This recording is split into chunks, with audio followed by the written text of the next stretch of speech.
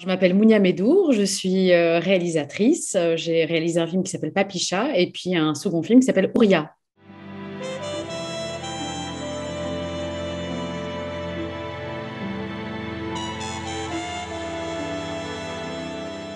C'est l'histoire d'une transformation, c'est l'histoire d'une reconstruction, c'est l'histoire d'une jeune danseuse algérienne qui va se métamorphoser à la suite d'un accident et qui va devoir transcender son handicap pour en faire quelque chose de beau.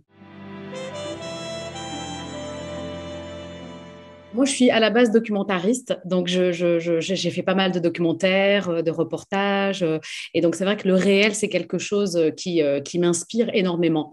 Comme pour Papicha, ça partait d'une histoire plutôt vraie que j'ai vécue donc, dans les années 90. Ici aussi, l'handicap, c'est effectivement une expérience que j'ai vécue suite à un accident qui m'a immobilisée quelques années, et je me suis retrouvée vraiment isolée. Donc j'avais envie de raconter l'isolement de l'handicap, la différence et comment dépasser cette différence pour en faire quelque chose de beau. Et donc, oui, il y a eu cette envie personnelle, mais il y a eu aussi une envie de continuer à creuser le territoire algérien à la suite de Papicha, de raconter vraiment, encore une fois, ces femmes aujourd'hui à travers leur combat qui continue malgré tout et malgré la fin de la guerre civile notamment. C'est effectivement l'histoire d'une reconstruction, c'est la reconstruction d'une danseuse, c'est la reconstruction de d'Ouria, qui veut dire liberté. C'est aussi la reconstruction symboliquement de l'Algérie aujourd'hui. Il y a énormément de thématiques qui tournent autour de ces corps aussi qu'on veut reconstruire, des corps blessés, blessés psychologiquement, mais aussi blessés physiquement, et comment voilà, traverser tous ces obstacles pour en sortir plus fort et plus beau. Et des femmes de façon générale, puisqu'on voit l'actualité nous a rattrapés avec, par exemple, les États-Unis qui remet en cause voilà, l'IVG qui était en place depuis 1973. Donc, c'est un combat continu. C'est le combat de toutes les femmes, finalement, même aujourd'hui aux États-Unis, plus grande puissance au monde. Et ben oui, en Algérie aussi, on se bat pour être libre, pour disposer de son corps. Et là, le film parle aussi de la danse, de cette envie de se libérer aussi et d'être épanoui dans son corps, en tout cas. Avant d'être une critique, c'est surtout un film sur la force de ces femmes. C'est-à-dire, oui, on a passé une période difficile, mais ces femmes-là sont encore debout. Elles continuent effectivement à se battre pour leurs rêves. Et malgré l'handicap, malgré la difficulté, malgré les accidents de la vie, qu'ils soient psychologiques encore une fois ou physiques, elles arrivent à surmonter d'une autre façon cette société qui est effectivement difficile car crise économique, crise du Covid, crise de la liberté, comme aujourd'hui finalement partout dans le monde, crise des femmes qui veulent disposer librement de leur corps. Donc oui, on va dire, un cri effectivement d'alarme. Et puis la difficulté, c'est aussi la société qui est plutôt patriarcale, et ça on le sait. Ce sont des femmes qui sont doublement héroïques, je dirais. C'est effectivement un groupe qui va lui redonner sens à la vie. Je pense qu'on a tous besoin d'avoir un objectif, un enjeu, un sens à notre vie pour continuer à vivre, tout simplement, à se réveiller le matin, à avoir des tâches, à être utile, à avoir un rôle dans la société. Et finalement, Auria trouve un rôle assez important auprès de ces femmes. Effectivement, il y a de la solidarité, il y a de la communion, il y a de la sororité. Elles ont besoin les unes des autres. Et dans ce sens-là, elles retrouvent finalement un objectif précis avec ces femmes-là. Pour plusieurs raisons. La première, c'est ce discours qui est important sur le corps des femmes, de cette liberté de disposer, puisque la danse, c'est vraiment un acte fort, finalement, un acte aussi de résistance qui peut être fort dans certains pays, notamment en Algérie et dans tous les pays du Maghreb. Et du coup, se mouvoir de façon libre, c'est aussi une sorte voilà, de dire je suis libre de disposer de ce corps, et donc je danse et je m'épanouis de cette façon-là. Et donc oui, la danse est un acte finalement de résistance fort. Euh, la base aussi qui est finalement documentaire quelque part, c'est de se dire, OK, je suis danseuse, c'est ma passion, j'ai un accident, qu'est-ce que je fais de cet handicap? Alors, je me laisse mourir ou alors je me sers de cet handicap pour construire et reconstruire d'autres femmes avec moi dans un projet social, global, collectif, beaucoup plus important que le projet solitaire qu'elle avait à la base. C'est la passion, c'est finalement, moi je pense qu'on peut être passionné de science, on peut être passionné de dessin, de couture, de danse, c'est se donner à fond dans une mission, être passionné, avoir la rigueur. Et je crois que c'est ça aussi qui m'intéresse. Et puis de filmer au niveau de la mise en scène, c'est beaucoup plus intéressant en tout cas de filmer des corps qui dansent, qui s'expriment. Et puis là, c'est une danse qui a une symbolique puisque tout est signé, c'est-à-dire tous les mouvements qu'elle interprète ont une signification. Euh, et ça, on va en parler plus tard peut-être, mais il y a tout un travail, oui. Bien évidemment, ça a démarré à l'écriture du scénario, puisque c'est à la suite donc de cette chute et d'un choc post-traumatique qu'elle perd la parole. Pour moi, c'était intéressant aussi de laisser finalement l'image parler, c'est-à-dire oublier la parole et laisser vraiment le décor avec tous les sons qui peuvent arriver, que ce soit de l'extérieur, que ce soit l'appel à la prière, les oiseaux, prendre l'espace de ce monde un peu finalement mutique, mais qui ne l'est pas réellement. Donc oui, non, c'était une vraie envie, mais symboliquement, cette perte de parole, elle représente aussi toutes les femmes qu'on a voulu, si vous voulez, taire, faire taire, des femmes à qui on a enlevé la parole, les femmes qu'on a bafouées, les femmes à qui on a dit non, tu ne peux pas réussir dans ta vie. Donc voilà, c'est une symbolique aussi, perte de la voix de façon générale.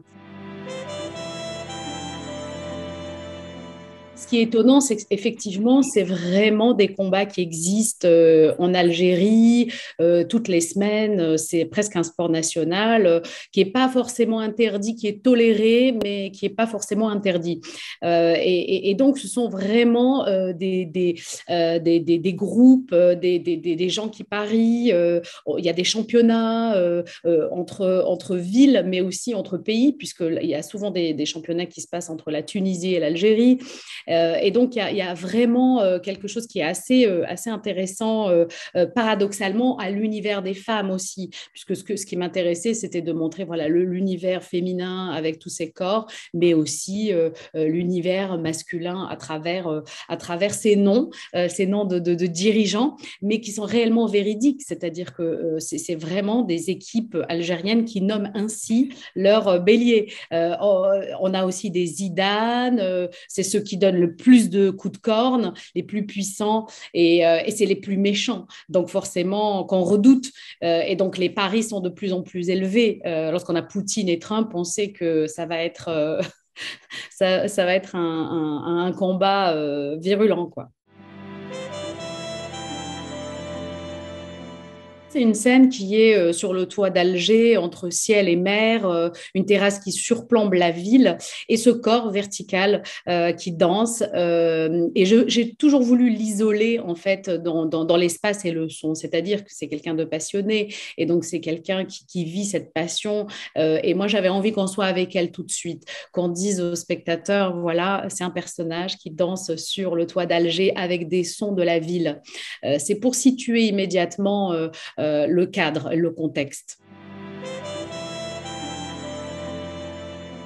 Il y a eu un énorme travail effectivement musical avec les compositeurs, mais aussi avec le mixeur, avec le montage son. Et pour moi, effectivement, il y a deux parties il y a l'avant et l'après-accident. L'avant-accident, on a vraiment la ville qui bouillonne, les cris des filles, les cris de joie. Et puis une deuxième partie qui est beaucoup plus lente dans le rythme de montage qui a été voulu et qui prend le rythme finalement de l'handicap, le rythme de l'isolement, le rythme de la différence, de la singularité, de la difficulté. Et donc là, on laisse beaucoup plus de place au son direct, au son de la ville, au son, comme on disait, des oiseaux, au son de l'eau l'eau, puisqu'on a l'écoulement de l'eau à un moment donné. C'est vraiment une envie, déjà au niveau de la mise en scène, d'isoler ce personnage dans son handicap et finalement dans son univers sonore aussi. Mais c'est aussi une façon d'écouter. C'est-à-dire, on a beaucoup, moi dans mon premier film, on avait énormément de dialogues, ça parlait tout le temps, et moi j'adore la langue algéroise, algérienne, c'est vraiment quelque chose dont je suis très fière. Et là, c'était un exercice très difficile pour moi, au contraire, laisser parler les silences pour être beaucoup plus attentif à autre chose. Certainement, le Papicha, ça a été vraiment mon premier film filmé, raconté de façon, on va dire, assez organique dans la mesure où on est dans un contexte de guerre civile. Donc, c'était une caméra qui était tout le temps très nerveuse, qui épousait finalement le contexte, mais aussi le quotidien de ces femmes-là. Là, on est dans un cadre et un contexte beaucoup plus apaisé, puisqu'on a aujourd'hui, la situation sécuritaire est tout à fait calme. Et donc, il était nécessaire aussi d'être juste avec une caméra qui est beaucoup plus posée et pour filmer aussi la danse voilà, qui nécessite aussi de l'élégance. Donc c'est vrai que l'exercice était différent. Je pense que vraiment, les passionnés de danse dansent pour la vie, mais danser, c'est la symbolique, c'est-à-dire c'est avoir une passion pour la vie, c'est-à-dire que ce soit l'écriture, que ce soit la photographie, que ce soit, et c'est ce qui nous rend heureux, je pense, dans la vie. Et c'est vrai qu'elle elle danse pour la vie, elle danse aussi pour Sonia. On va pas en dire trop, mais oui, oui, c'est danser pour la vie de façon générale, oui.